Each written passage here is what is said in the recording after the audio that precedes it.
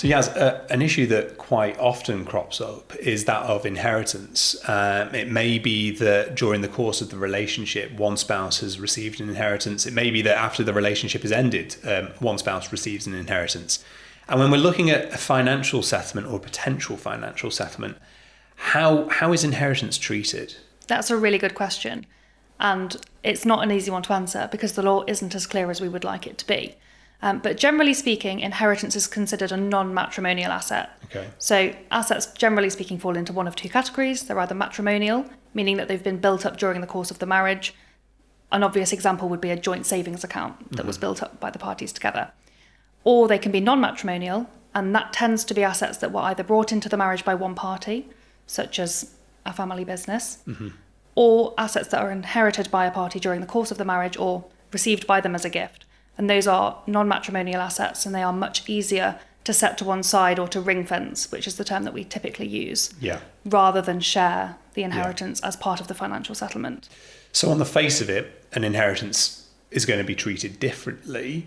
And I suppose that sounds like that might be the end of the story. But is it important how people have treated that inheritance during the course of the marriage, if they have received it during the course of the marriage? Yeah, absolutely. So matrimonial assets tend to be shared equally. That's our starting point. And non-matrimonial assets are set to one side. If the inheritance has been kept to one side, for example, in a sole savings account in one person's name, it's much easier to argue that it's non-matrimonial and it shouldn't be shared. That would not be the starting point.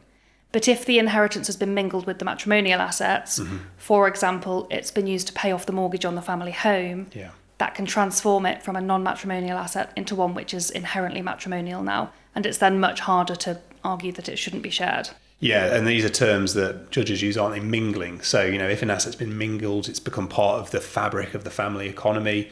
That can transform it from what started out as a non-matrimonial asset to becoming a matrimonial asset.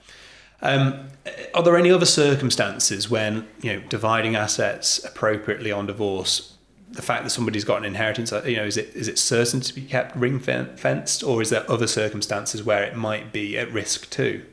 Yeah, so it's often the case that there's just not enough matrimonial money to meet both parties' needs moving forward, for example, to put them both in a new property. And in those circumstances, the court will look at non-matrimonial assets, whether that's a family business or an inheritance, and look to invade it to some extent to make sure that both people's needs are met in the future.